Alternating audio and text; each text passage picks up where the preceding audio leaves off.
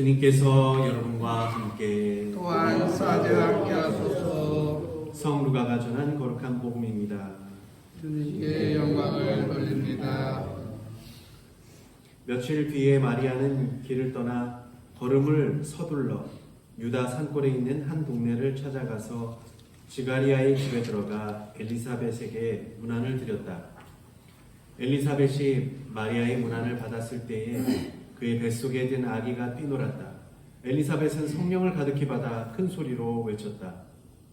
모든 여자들 가운데 가장 복되시며 태중의 아드님 또한 복되십니다. 주님의 어머님께서 나를 찾아주시다니 어찌된 일입니까? 문안의 말씀이 내 귀를 울렸을 때에 내 태중의 아기도 기뻐하며 뛰놀았습니다. 주님께서 약속하신 말씀이 꼭 이루어지리라 믿으셨으니 정녕 복되십니다. 이 말을 듣고 마리아는 이렇게 노래를 불렀다. 내 영혼이 주님을 찬양하며 내 구세주 하느님을 생각하는 기쁨에 이 마음 설렙니다. 주께서 여종의 비천한 신세를 돌보셨습니다.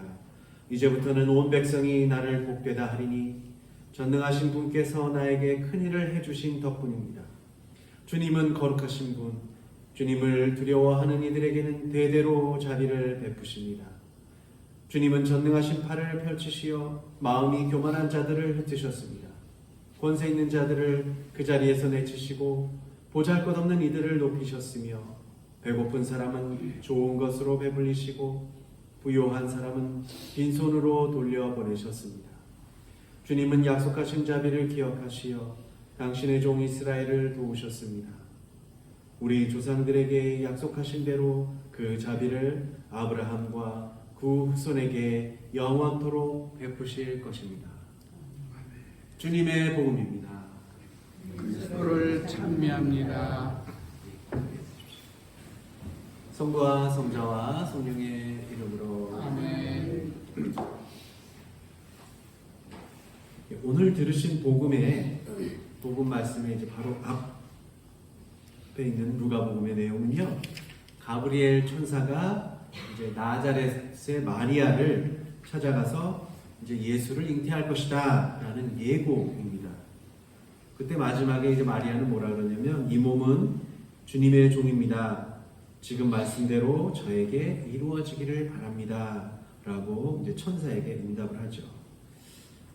당시의 그 이스라엘의 풍습으로는요, 약혼을 하고 결혼하기까지 그 약혼녀는 1년 혹은 길게는 2년가량을 친정에서 기다려야 했다고 합니다.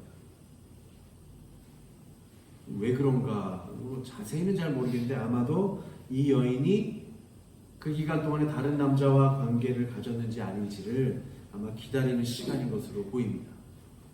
그때 갑자기 애를 낳으면은 무슨 뭐가 있었다고 알겠죠? 그러니까 그런 거를 이제 그런 것인지 뭔지는 잘 모르겠습니다.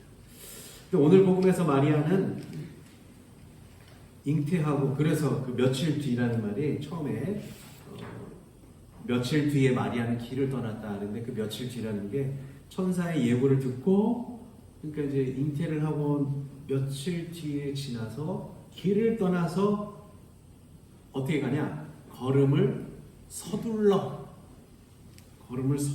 엘리사벳을 찾아간다고 이제 오늘 복음 시작합니다. 혹시 여러분들 이제 넷플릭스라고 뭐 들어보셨어요? 넷플릭스라고 뭐 이렇게 영화, 드라마, 뭐 외국 영화 우리나라 다 보여주는 뭐 그런 게 있어요. 서비스, 영상 서비스가 있는데요. 거기에 이제 마리아라는 이제 때가 때이니만큼 마리아라는 영화가 나왔습니다. 이 마리아는 성모 마리아를 말하는 겁니다. 제목이 마리아예요. 영화니까 영화는 물론 이제 사실을 바탕으로 하는 영화도 있지만 대부분이 다 웬만하면 다 거짓말이죠. 허구적으로 이제 꾸며서 하는 이야기들이 이제 영화가 되는 건데요. 그래서 그런지 이제 성경에 나오지 않은 부분들을 이제 창작하기도 하고 또 각색하기도 하고 뭔가 이제 집어넣기도 합니다. 그래서 영화에서는 마리아가 왜 엘리사벳을 찾아가는가에 대해서 이제 설명을 해요. 근데 성경에는 나와 있지 않죠. 왜 엘리사벳을 찾아가는가? 나와 있지 않아요. 근데 영화상에는 뭐 그런 이야기들이 조금씩 이제 나오게 됩니다. 그러니까 영화상에서 보면은 이제 마리아가 이제 아직 결혼 안 했고 약혼한 상태인데 성령으로 인해서 임신을 이제 합니다. 그래서 이제 사람들이 막 임신했다고 이제 부모님한테도 얘기하고 뭐 사람들한테 얘기하는데 나는 남자를 알지 못했고 그랬는데 임신을 했는데 이것은 내가 그렇게 다른 남자를 알아서 그런 건 아니다. 하느님의 힘이 이렇게 해서 나를 했다라고 아무리 항변을 해도 주변 사람들은 뭐라 그러면 뭐라 그래요? 저 결혼도 안 한 여자가 임신했다고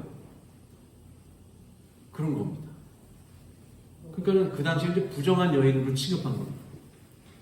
그래서 사람들이 요셉을 데려다가 자 봐라 너 약혼녀가 벌써 임신했다는 거야. 너 말고 그러니까는 그 당시에 이스라엘에는 뭐 부정한 여인들을 어떻게 했어요? 돌로 던져서 막 그런 법들이 있어요. 그러니까는 요셉한테 영화상에서 그런 겁니다. 영화상에서 요셉에게 자 네가 먼저 돌을 쳐라 빨리. 그러니까 요셉이 들고 있다가 그럴 수가 없는 거야. 그러니까는 오히려 다른 사람 돌든 사람들을 막 물리치고 해가지고 마리아를 이제 구해냅니다. 요셉. 그러니까 이렇게 위험한 일에 처하니까 마리아를 이제 친척인 엘리사벳에게 보내기로 이제 결정을 합니다.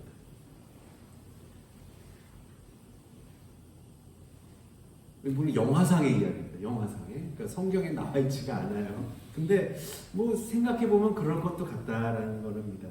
그러니까 복음에서처럼 마리아가 그 위험에 처해 있으니까 어떻게 했냐면 이제 발길을 오늘 복음에서 보면 첫 번째 들으신 처음에 선포된 복음에서 며칠 뒤에 마리아는 길을 떠나 걸음을 서둘러 그런 얘기가 나오죠. 발길을 그러니까 걸음을 서둘러 엘리사벳에게 가는지를 이제 짐작하게 합니다. 물론 정말 그 이유 때문인지는 아무도 모르죠. 그냥 영화상에서 그렇다는 겁니다. 루가복음에서 이 엘리사벳은 나이가 많아서 아이를 낳을 수 없는 처지였지만 이제 천사가 와서 임신을 잉태할 거라고 이제 지가리아에게 말해서 그래서 아이를 임신을 합니다. 그래서 엘리사벳이 뭐라 그러면 주님께서 사람들 앞에 부끄럽지 않게 해주셨다라고 이제 고백을 합니다. 그 당시엔 그랬었나 봐요. 아이를 낳는 게 부끄럽지 않게 되는 일이었던 것 같습니다. 하지만 마리아의 임신은 율법만을 따르는 사람들에게 부정한 일이었고 죄였다는 것이죠. 한 여인에게 임신은 영예이고 자랑이었지만 마리아에게는 위험한 일이고 정말로 죽임을 당할 수도 있는 깨끗하지 못한 일처럼 여겨집니다. 그럼에도 엘리사벳은 마리아에게 일어난 일을 신뢰한 것으로 보입니다. 그 일을 보증하여 주는 분은 성령이시기 때문입니다. 마리아의 방문으로 인해서 엘리사벳에게 놀라운 일이 일어나죠. 그래서 엘리사벳은 마리아가 남자를 알지 못하고 성령으로 임신하였다는 그 말을 믿습니다. 엘리사벳 자신도 천사가 와서 한 약속이 이루어졌기 때문에 마리아에게 그런 일이 일어났다는 것은 더 놀라운 일이겠지만 그것을 그대로 받아들이죠. 그리고 엘리사벳의 태중에 있던 세례자 요한은 뱃속부터 예수 그리스도가 오심을 알고 기뻐하고 뛰놀았다고 하죠. 그래서 이 세례자 요한이 예수님의 길을 미리 닦을 것을 또 이 안에서 볼 수가 있습니다. 이것을 어머니인 엘리사벳이 다 알아차린 것이죠. 그녀의 놀라운 믿음은 성령을 가득히 받아 모든 여인들 가운데 가장 복되시고 태중의 아드님 또한 복되다라고 외치도록 한 이 성령께서 이 모든 일의 증인이 되십니다. 지금은 생명의 소중함을 알고 한 사람의 인격을 존중하는 시대입니다. 앞서 마리아는 이 사회적인 통념상 혼전 임신을 한 여인이죠. 뭐라 그래요? 그걸 요새 막 뭐요? 속도를 어떻게 속도 따요? 속도 위반이라고 옛날에 그랬었어요. 혼전이심을 한 것이죠. 근데 그렇지만 문제는 약혼한 사람과 전혀 왕래가 없었는데 손도 잡아보지도 않았는데 임신한 것입니다. 그러니까 예전에 미혼모를 얼마나 손가락질했습니까? 사회적 차별과 따가운 시선 속에서 낙태를 하지 않고 나와서 기르는 일이 솔직히 역한 어려운 일이 아니었죠. 힘든 시기였습니다. 그런데 지금은 아이의 출생이 급격히 줄어들어가지고 인구 절벽이라는 말이 나올 지경인데요. 정말 무슨 성폭행에 의해서만 아니라면 미혼모가 아이를 낳는 것이 좋겠습니까? 아니면 결혼을 했어도 아이를 낳지 않는 것이 좋겠습니까? 어떻게 생각하십니까? 그래도 아이는 낳아야 되겠습니까? 이유가 없는데 이것은 뭐 사실 무엇이 더 중요하고 좋은 일이라고 시시비비를 가리기가 그렇게 쉽지 않은 일이죠. 하지만 생명은 참으로 소중합니다. 우여곡절 끝에 아기가 태어나게 된다면 그 아기는 마땅히 사회에서 보호와 교육을 받고 살아갈 수 있도록 도와야 합니다. 그런 면에서 성모 마리아는 미혼모의 처지를 잘 이해하실 수 있는 분이라고 우리는 생각할 수 있겠죠. 그 처지가 되어보신 거니까 그럴 수 있습니다. 오늘날에는 그래도 조금 나아요. 지금은 많이 좋아졌죠. 미혼모라고 해서 이제 예전처럼 그렇게 지탄받고 그렇지는 않습니다만 당대의 사회 통념상 지금은 그렇지만 한 몇십 년 전만 해도 우리나라 사회에서도 그랬죠. 많이 좀 안 좋은, 누가 좋게 보겠습니까? 안 좋을 수도 맞죠.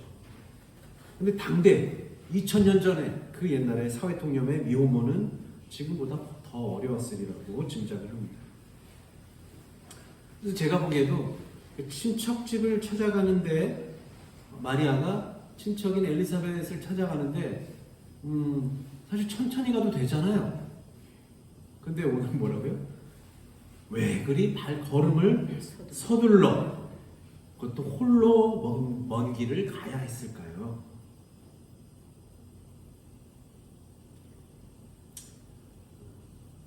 빨리 가야 합니다. 진짜로 빨리 가야 합니다. 그러니까 어려운 사정에 처해 있으니까 빨리 가야 됐다는 생각을 해보게 됩니다. 천사가 마리아에게 알려준 사실은 엘리사벳에게도 하느님의 은총이 내렸다는 점입니다. 그래서 마리아는 자신을 이해해주고 받아줄 수 있는 이가 엘리사벳이라고 여겼을 것 같습니다. 우리가 가장 안전한 곳은 어디일까요? 우리가 가장 안전한 곳은 어디일까요? 우리가 믿고 신뢰할 수 있는 사람에게 가는 것입니다. 보통 그렇죠. 딸이 어려움에 처해 있어요. 그럼 가장 가고 싶은 곳이 어딜까요? 네, 친정에 가고 싶겠죠. 친정에.